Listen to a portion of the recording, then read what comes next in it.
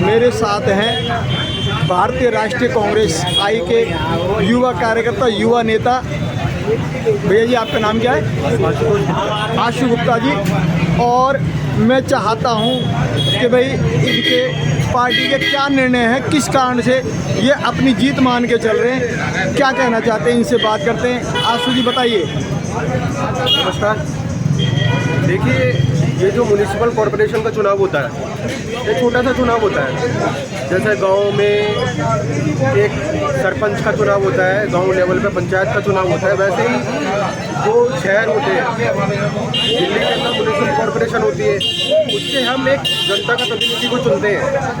वो जनता का जो प्रतिनिधि होता है, वो उसके कुछ सीमित दायरे होते हैं कार्य कराने के, जैसे सफाई व्यवस्था, स्ट्रीट लाइट, प्राइमरी स्कूल, स्वास्थ्य व्यवस्था, इन सब कार्यों के लिए हम चुनते हैं अपना जो प्रतिनिधि होता है।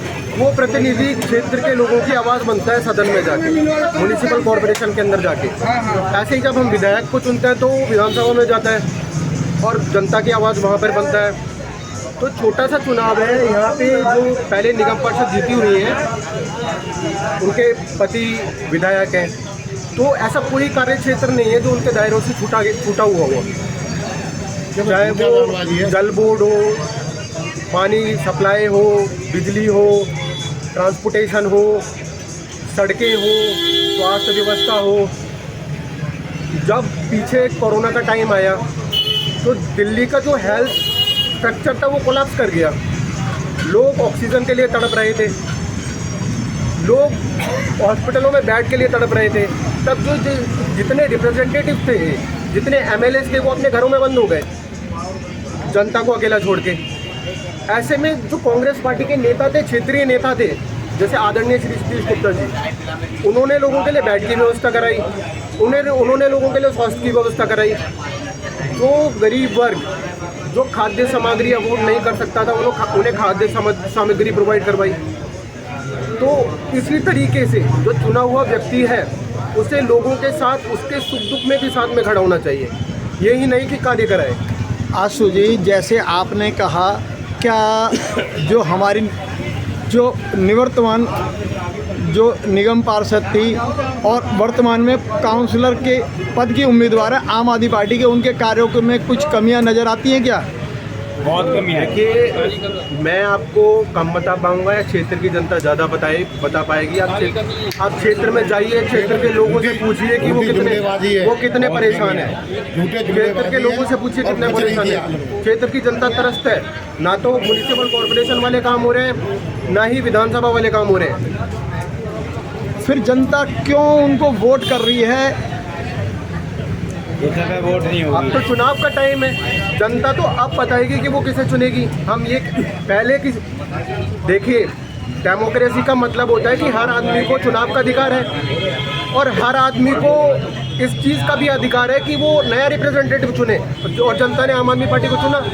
अब आम आदमी पार्टी अपने वादे पर नहीं उतरी तो इसमें जनता की गलती नहीं है, और आने वाले टाइम में जनता जवाब देगी। आशु जी, जैसे कि डी फ्लैट तिगड़ी मोहल्ला क्लिनिक के बगल में एक कूड़ेदान है, जहाँ पे कि आपने अक्सर देखा होगा कि कूड़े का ढेर 5 मीटर इस साइड से, 5 मीटर उस साइड से, दोनों साइड से ब्लॉक कर देता है। मोहल्ला क्लिनिक का रास्ता बंद हो जाता है। वहाँ पे मैंने तो एक वीडियो ऐसी भी चलाई थी कि एक कुत्ता मरा हुआ पड़ा था और एक उसके बगल में सिसक रहा था।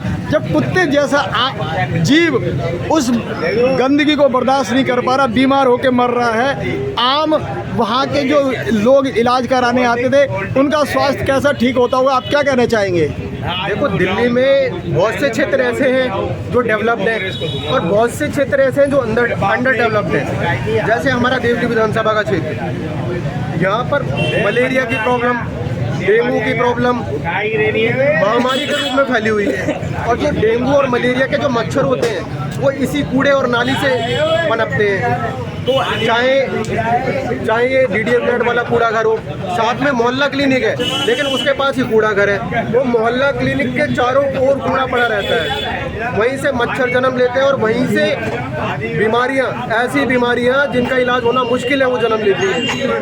तो एक तरफ केजरीवाल जी बात करते हैं कि दिल्ली में हमने स्वास्थ्य व्यवस्था का बहुत अच्छा कर दिया है, और वहीं उनका जो ये मोहल्ला क्लिनिक वाला जो सिस्टम था वो फेल हो चुका है कम्प्लीटली। इस मोहल्ला क्लिनिक के अंदर जहाँ पर कि जानवर जिंदा नहीं रह सकते, वहाँ इंसानों के इलाज की गारंटी कैसे करती है दिल्ली सरकार? आप ये सवाल उठाना चाहेंगे या नहीं? देखो, हमारे संविधान के अंदर directive principle of state policy होता है, तो वो जो राज्यों को दिए गए दिशा निर्देश होते हैं उसमें भी साफ साफ ये कहा गया है कि जो सरकार का काम है वो स्वास्थ्य व्यवस्था को बनाए रखना होता है, और यहाँ स्वास्थ्य व्यवस्था को बनाया नहीं जा रहा है, स्वास्थ्य व्यवस्था को बिगाड़ा जा रहा है, क्योंकि वो जो कूड़ा उठाने की जिम्मेवारी है म्युनिसिपल कॉर्पोरेशन के पास है, और म्युनिसिपल कॉर्पोरेशन से चुना हुआ जो प्रतिनिधि है वो काम नहीं कर रहा है। ये कूड़े उठाने वाले भी आम आदमी पार्टी की निगम पार्षद थी, और स्वास्थ्य सेवाओं की, बिजली पानी की सप्लाई की व्यवस्था भी आम आदमी पार्टी के विधायक और काउंसलर होते हुए ये व्यवस्थाएं देवली विधानसभा तिगड़ी वार्ड में क्यों बनी रही?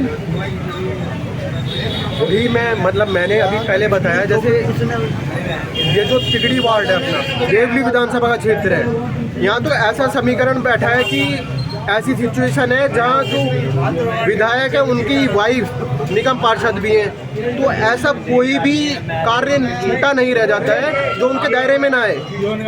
जितने कार्य होते हैं सरकार के सारे उनके दायरे में आते हैं, म्युनिसिपल कॉर्पोरेशन के कार्य उनके दायरे में आते हैं, और अगर अब कोई कार्य नहीं होता तो सीधे सीधे वो जिम्मेवार है। एक तो ये सफाई व्यवस्था खराब थी, पार्क में आपको कितनी घास, कितने झूले, कितने जिम और जिम ट्रेनर नज़र आए आपके तिगड़ी के पार्कों में? देखिए, जो तिगड़ी के पार्क होते हैं उनमें पहली बात तो जो जिम होता है वो तो पहली बात जिम उपलब्ध ही नहीं है। उधर जो छोटा सा मेंटेनेंस का कार्य होता है इस पार्क का वो ही नहीं हो पा रहा है इन लोगों से, तो हम जिम और ट्रेनर की बात ही बहुत दूर की रह गई। और जहाँ इन्होंने मशीनें लगा भी दी है वो मशीनें टूटी फूटी हालत में पड़ी हुई है। ना तो सफाई है, ना मलबे के ढेर है, कुत्ते टट्टियाँ कर रहे हैं, गाय घूम रही हैं, टक्करें मार रही हैं, ना तो आवारा पशु विभाग काम करता नज़र आता है, ना माली नज़र आते हैं, ना चौकीदार नज़र आते हैं, ना सफाई कर्मचारियों की समुचित व्यवस्था नज़र नहीं आती है कि कहाँ कर्मचारी काम कर रहे हैं। उनके लिए आप क्या कहना चाहेंगे? देखिए, जो पालतू पशु होते हैं या उनसे रिलेटेड कोई मैटर होता है उसके लिए भी म्युनिसिपल कॉर्पोरेशन ही जिम्मेवार होता है, और यदि कोई भी आदमी शिकायत करता है तो ये जो काउंसलर होती है, निगम पार्षद होती है, ये उसकी ड्यूटी बनती है कि वो विभाग को सूचना दे और वो काम जल्द से जल्द उसका निवारण हो सके। जो पशु है, जो आवारा पशु हैं, उनके लिए भी उनका एक मैनेजमेंट होता है, गाड़ी आती है, उन्हें उठाती है, ले जाती है, उनकी प्रॉपर ट्रीटमेंट होती है उधर, तो ये सब उनका ही दायरा होता है। अगर जनता आपके पास आ रही है और आप उसका कार्य नहीं कर रहे हैं तो आपका जो रिप्रेजेंटेटिव जनता की आवाज़ होना बेकार है। क्या आप उनको निकम्मे की श्रेणी में रखते हैं? देखिए, मैं कौन होता हूँ निकम्मे की श्रेणी में रखने वाला? निकम्मे की श्रेणी में ये तो क्षेत्र की जनता है, वो डिसाइड करेगी अपने वोट से कि वो कैसे है। आपने शब्दों को घुमा दिया, मगर कहना आप यही चाहते हैं निकम्मे की श्रेणी में क्या आप लोग ये कहते हैं कि उन्होंने कोई भी जिम्मेवारी ढंग से नहीं निभाई है? मैं क्या कहता हूँ, ये तो क्षेत्र की जनता कहती है। आप क्षेत्र की जनता से पूछिए कि उन्होंने कोई जिम्मेवारी नहीं निभाई है। क्या आपको लगता है कि इन वजहों से कांग्रेस पार्टी दोबारा नगर निगम का चुनाव जीत के अपना निगम पार्षद ला पाएगी? बिल्कुल जीतेगी। तिगड़ी क्षेत्र से तो आम जन की आवाज़ यही आ रही है कि जो सतीश गुप्ता जी के नेतृत्व में रजनी बड़गुजर चुनाव लड़ रही है वो भारी बहुमत से जीतेंगी चुनाव। धन्यवाद आशु जी।